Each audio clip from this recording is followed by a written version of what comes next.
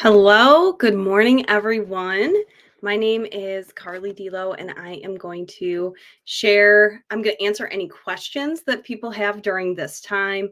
Okay, and so uh, I'm just going to kind of go through some FAQs or some frequently asked questions that people have about prompt engineering. So we're going to get started in just a minute. I've got my coffee, so grab a coffee, grab your breakfast, and join and we'll kind of get going here in a minute. So I want to give a shout out also to Brittany Blackwell for organizing this entire conference. And I'm so excited to go through the different sessions that are happening today and be able to look at what's going on tomorrow as well. So, one thing I do want to point out and say is if you haven't gotten the power pack yet, you should definitely look into that. That is a great deal. And there's going to be so many resources in that. So, um, let's go ahead and talk about prompt engineering. So that's what my session is all about. So I encourage you to go check that out. And one thing I want to say, I guess before we even get into um, a framework or a model for prompt engineering, something to think about is that there's no right or wrong way or exact way to write a good prompt. And when I like to share that when I'm talking to teachers about writing prompts in things like in a prompt can work with ChatGPT, Google Gemini, Claude, Microsoft Copilot. So all of those different tools can work with any of these prompts that you make. And the the title prompt engineering, sometimes that sounds really intimidating to people and like it's this very complicated thing.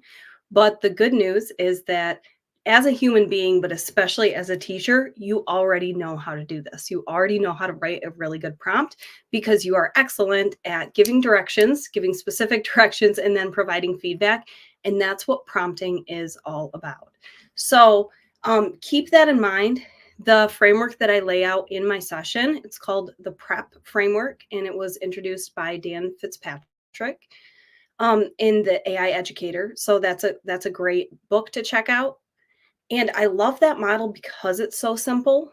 There's kind of four main components to look at, but I don't use all four of those components every single time. So that's something I want you to keep in mind as you are playing around with prompting is sometimes you do want a really big prompt because you want something very specific to get out of, ChatGPT or Google Gemini or whatever you're using. So in those cases, like if I'm developing a unit plan, then I would really recommend using a pretty well thought out prompt. However, there are also times that I just kind of ask, um, I just maybe might do a one sentence prompt. So I just want to put it out there that that is totally okay. And you don't have to follow that exact model every single time. You don't have to go in the same order every single time. So in the prep model, which I talk all about in my session, um, the R stands for role. So that's when you give Chat GPT or Google Gemini, you actually give it a role and say, act as an expert eighth grade teacher, right?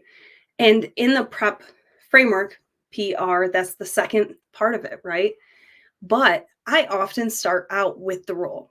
And so I just want to share that because I think that's a great example of how it doesn't always have to go in the same order. I've heard some people talk about instead of saying this is a framework for prompting, they say this is a blueprint for prompting. And I love that because when we think about a blueprint, it's more of just a guide, right? Than the framework. And so I hope that you look at the prep model as that blueprint, right? It's just a guide for you. But the biggest thing with prompting in general, so again, I'm talking about when you're using any of these large language models, the biggest thing to keep in mind is your input is probably going to be directly related to your quality of output, right? So the more that you put in to a tool like ChatGPT, the more you're going to get out, the better response that you're going to get. So that's the main idea. And then there's certain components that you want to have throughout. I'd also love to go through some of the other tips that I have for prompting that are outside of just the prep framework. And I also want to point out that there are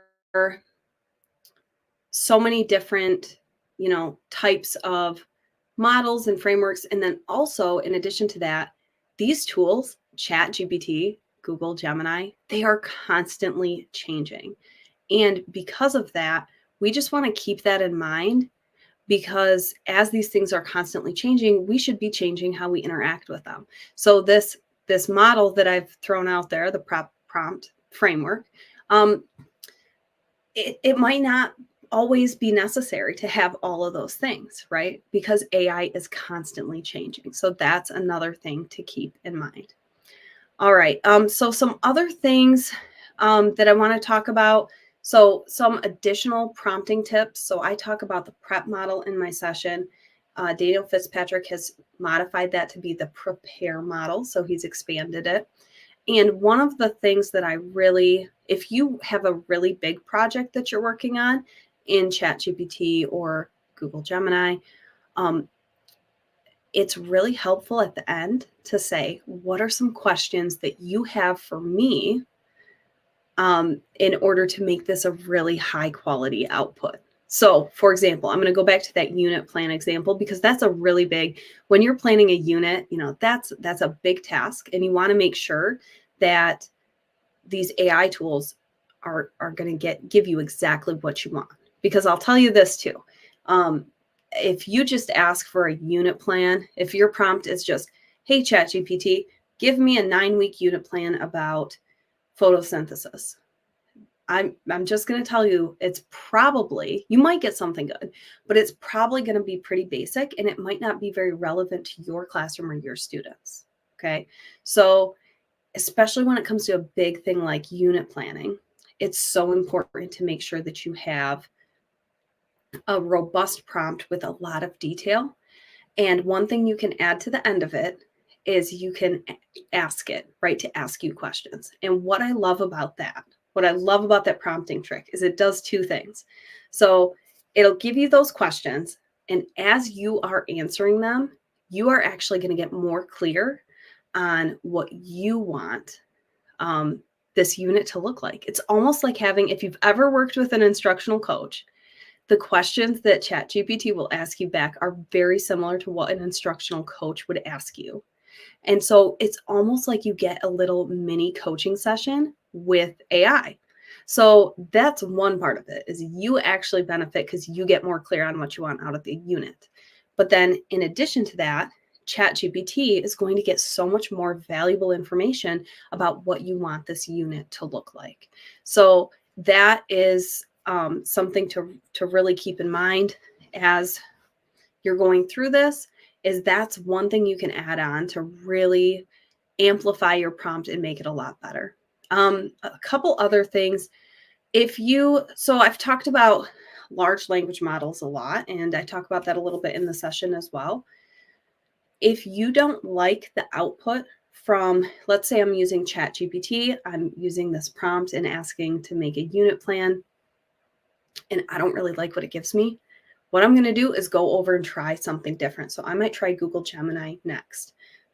So that's another tip, is if you don't get what you want right away, go try a different tool. You'll likely get a different result. And so that's a great strategy as well.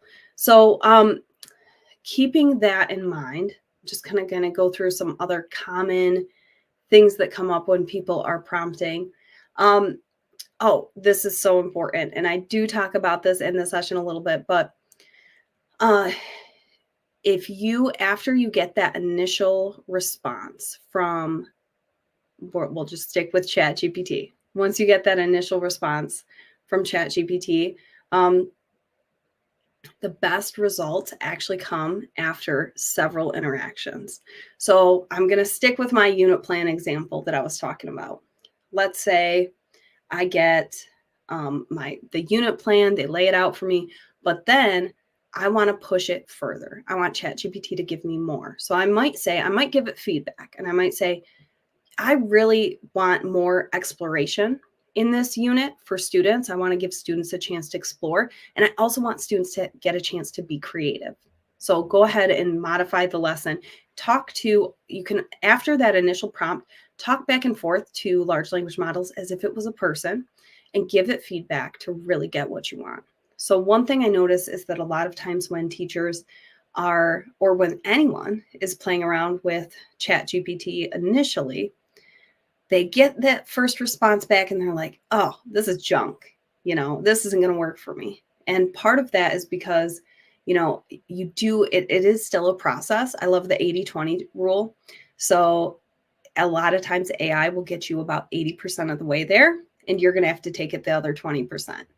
And so going into it with that mindset is a game changer, because you are then going to have a more realistic expectation about what it's going to give you, and you're going to be able to get so much more out of the tool. So that's another thing to keep in mind.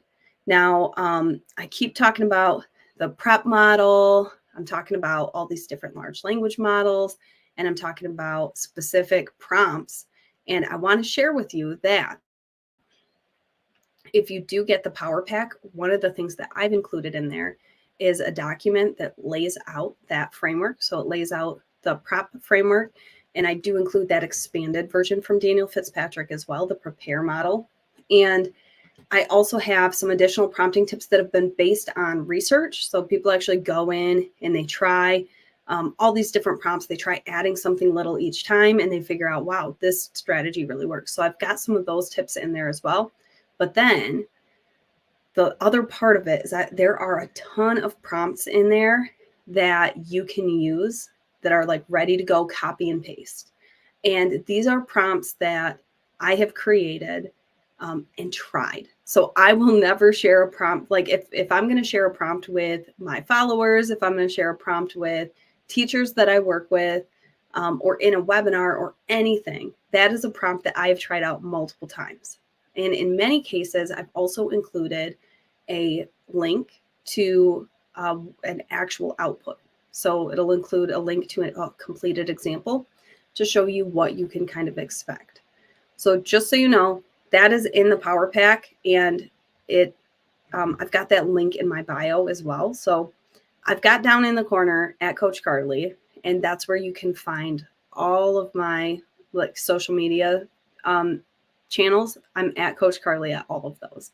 So I'm on TikTok, I'm on Instagram, Facebook, Twitter or X or Threads, LinkedIn, I'm everywhere. And in my bio, I've got links to that Power Pack. And also, I have a link tree that is just linktr.ee/Coach Karle. So that link will get you to wherever you need to go as far as purchasing that Power Pack. So I just want to put that out there. If you're confused or thinking like, what, I want to see examples of these prompts, that's where you can find those. So I also want to touch on let's talk about, so in my session, I talk a lot about education uses of AI and ChatGPT, but another really fun way that I think more teachers should try as far as exploring what these tools can do is actually try them for personal uses. So here's a couple of things that I have done that have been really fun personal ways to use these tools. And I guess before I get into the examples, I want to explain why I think it's so important for teachers to actually try this out for themselves. Whether you love or hate AI, it's not going anywhere. And I think that the more teachers can build understanding about it, the more prepared we are going to be for this to be in our schools, because it already is. We already have students using it, right? So with these next examples that I give that can be used, for personal reasons as well, anytime you're using AI, even if it's for personal use, you are still gaining an understanding of how the tool works and what it can do. And this whole conference is about reducing teacher burnout, saving time. And when you use artificial intelligence to help you as like a brainstorming buddy or to help you complete tasks in the classroom, that's great. That definitely reduces the amount of time that you have to spend on something. But how cool is it if it also can save you time in your personal life as well? So I'll go over those examples. So a big one that I use it for all the time is travel planning. All right. So here is an example. I'm just going off the cuff here, but here's an example of a prompt you could use for travel planning. And I'm going to still use that prep model and include all of those things in this prompt. So I want you to, or actually I'm going to shift that and I'm going to say, you must generate an itinerary for an upcoming trip to Denver, Colorado. Let's go with that. I am going to Denver, Colorado this summer. I'm going to ISTE. So that's at the forefront of my brain right now. So there's my prompt. Now I'm going to give it a role as well. So I'm going to say act as an experienced travel agent who has knowledge about the city of Denver, specifically about lesser known spots or non-chain restaurants that not as many people know about. So now I'm giving it a role. And then the next step is to be really explicit. So I might say, my husband plan the trip for a couple, a middle-aged couple, and they love live music. They love unique restaurants. They love art. So I would explain all the things that we like to do when we travel. I would also explain that, let's see, I'm going to add in there, how many days I'm going and the time of year. All right. So those are some things I can add to be really specific. And then the final part of it is I want to add parameters. So now I'm going to say, create the itinerary in the form of a table. And what I want you to include are what I want you to include are the description of the activity. I want you to include how much it might cost, what makes it unique, why is it a good fit for us, the distance from our hotel. So you can get really, really specific when you are prompting. And I think that's a great example. So I really want to encourage you to try it out for things like travel planning as well, because again, it's going to save you time. It's probably going to find you some really unique and cool spots, and then you gain more understanding of it. So another thing I'd really like to talk about in this time is a question that I get a lot when I talk about prompting is people say, I don't really know if I need this because I use a different tool, right? And I'm just going to name a couple. And I think actually there's a session all about Magic School in this conference, and Magic School is one of them. I don't need to know how to prompt because I use Magic School, or I don't need to know how to prompt because I use EduAid. Those are some really popular tools. And I love this analogy for talking about the difference between knowing how to prompt and then using these other specific tools for teachers.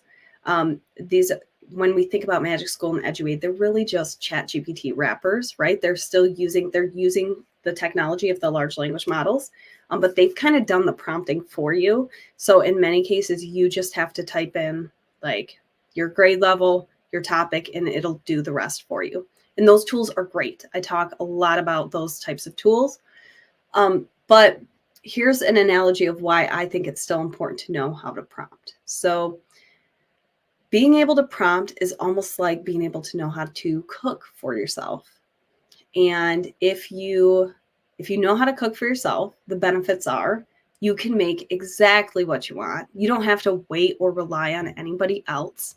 You know what you want, you know how to do it, right? And you're going to get a tailored meal just how you like it. Now, when you use tools like Magic School or EduAid, that's more like going out to eat. And the reason why is because that cooking, that skill part of it, that is happening behind the curtains. I don't have to worry about that when I'm using those tools. And the reality is you should really know how to do both, right? I think I'm a pretty good cook. but I still go out to eat. I love going out to eat. And the reason why is because number one, sometimes I just might not feel like doing it myself that night. And then number two, sometimes they might make something better than I could make myself. And so those two things are also true of those tools like Magic School and EduAid. Almanac's another one. So sometimes I don't really have a lot of time, and I know that EduAid has a really good taxonomy scaffolding tool. So I can save myself time by just using that. Also, I'll give a shout out to Magic School. I really like their rubric generator. And I've created my own prompts for rubrics, but they're not as good as what Magic School produces. So there's value in both. There's a lot of value in being able to know how to prompt, and there's a lot of value in knowing how to use some of these other tools as well. So that's another common question that I get asked. So I'm trying to think of let's think about some other common, I guess, pitfalls or questions that people have. So one thing, here's something that's really important to think about with prompting. I really want to encourage you to try creating prompts that are really going to save you time, and work towards something that's already important to you or an initiative that you already have. So when we think about AI, a lot of times it's introduced as a totally separate concept or a totally separate idea. And I see that a lot in trainings, and I've done trainings like that myself. And there's a time and place for that, where it's like, today we're learning about AI. However, I think when it's the way that it can be used in really powerful ways for teachers to help reduce that burnout is when you're using it to help with an initiative that you already have. That way AI doesn't feel like something that's new and extra. It is something that is just going to help you continue to do what you're already doing, but probably help you be more efficient, right? And hopefully enhance the quality of whatever it is you're trying to accomplish. So I'll give an example. In our middle school and in other places in our district, we are working towards building up our curriculum and our unit plans. Probably why I thought about unit plans and was talking about that earlier. But when we think about, how does AI fit with that? And should we do a separate training on AI? What we decided to do was actually just weave it into the work we were already doing. And that's how we introduced AI to a lot of those teachers, as we said, all right, you're working on building these unit plans. Let's use AI to do that more quickly and more efficiently and help. AI can be such a powerful brainstorming buddy as well. So that's exactly what we did. So we introduced specific prompts, and these are all in that document, my AI prompting document that you can get in the Power Pack. All my unit plan prompts are right in there. So I highly recommend checking those out, because that's where they came from. Is we decided, we're working on this thing. AI can help us get there quicker. So that was the goal, and that was a really effective way to introduce the topic. So if there's anyone out there who helps organize PD who's watching this, I really encourage you to take that approach. Instead of thinking about it as something separate, how can it work with what you're already doing? We're kind of closing in at the end of our time here today, but I want to talk about a few other things as far as just AI in general. So a few things to consider as far as what you should be cautious of, because whenever we're talking about AI, there are skeptics, and I think that's important, and I think they have a point, because tools like ChatGPT are not necessarily safe for students to use. I really recommend going to Common Sense has a privacy review tool where they look at all these different tools and they say, is this safe for students? And I'll just tell you, ChatGPT failed that test. And it's not a safe tool for students to use. And also teachers need to be really cautious when they're using it as well. So here are a couple things to keep in mind. Number one,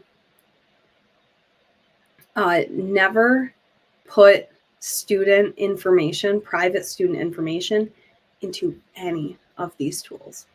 So make sure that even student names, those are things that should always be changed. All right. So that's a really important thing to think about. And when it comes to student use as well, that's one of the reasons why we are hesitant at our district to just open it up and say, sure, go for it. So I just really recommend, if you do have students use it, make sure you're reading those privacy and protection agreements, right? Or at least that your tech team is, encourage them to look at that. And just be aware of those things when you're using it too. And I also want to encourage you, another thing I talk about in a lot of different sessions is the ethical use of AI, because that's a big concern for a lot of people too. AI can hallucinate and make up the wrong information anywhere from 3 to 20% of the time, which that's a lot, right? And so it's so important to keep humans in the loop and always be able to look back and review that information. It's still saving you time, right? But we still have to keep humans in the loop because that information might not always be accurate. So we want to do that. And then I do want to encourage people to use these tools, use AI to kind of elevate what we're doing as far as taking it to that next level instead of just replacing what we've always done. And just being mindful of, you can create a pretty disengaging, unengaging lesson with ChatGPT, or you can make a really cool one, but you're probably going to have to add your spin to it at some point. So again, that is that 80-20 rule that we talked about. So I want to share I want to share a story that I witnessed where a teacher, we were doing this exact activity where they were trying to write a prompt. And a teacher, I could see on his face, like he was like, whoa, what?